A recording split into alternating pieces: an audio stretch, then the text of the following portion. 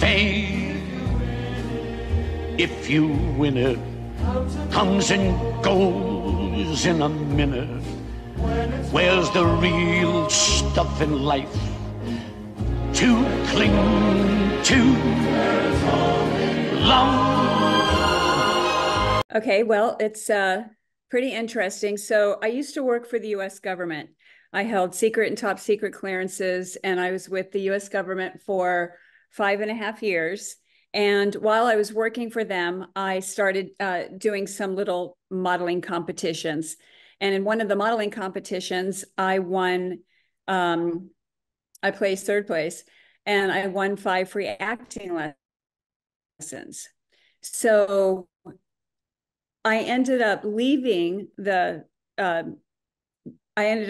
working for the government think tank, and I moved to Australia. And in Australia, I became a runway model. And when I got kicked out of Australia because I overstayed my visa, when I came back to America, I thought, okay, I'm going to take these 5 free acting lessons. And if, it doesn't kind of pan out, then I'm going to return back to Australia. So I ended up taking those 5 free lessons and transitioned from the modeling into the acting.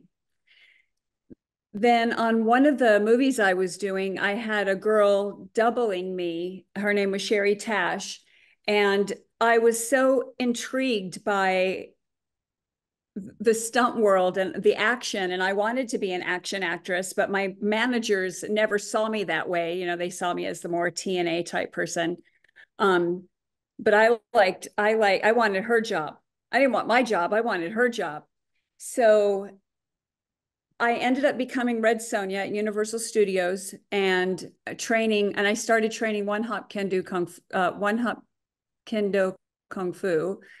And so now I'm doing action. I'm Red Sonja in the show. I'm doing a lot of action. And a friend of mine said to me one day, why don't you come and train with us stunt people? Like, we train every week. Why don't you come train? Maybe you can enter acting through a back door, because I got tired of hearing my agent saying, well, it's really slow right now. So I did that.